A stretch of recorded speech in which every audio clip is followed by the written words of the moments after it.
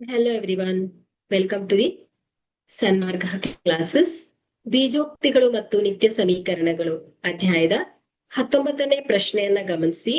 4x ಗುಣಿಸು 5y ಗುಣಿಸು 7z ನ ಗುಣಲಬ್ಧವೇನು?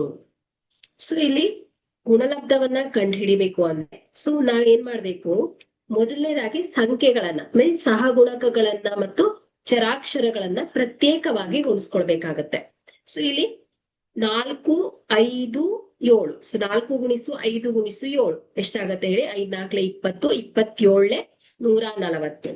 ಸೊ 140 ಗುಣಿಸು ಚರಾಕ್ಷರಗಳ ಗುಣಾಕಾರ x into y into z. So x y z. So ಹಾಗಾದ್ರೆ ಇವುಗಳ ಗುಣಲಬ್ಧ ಏನಾಗತ್ತೆ ಹೇಳಿ? 140 x y z ಇವುಗಳ ಗುಣಲಬ್ಧ ಆಗತ್ತೆ. Thank you.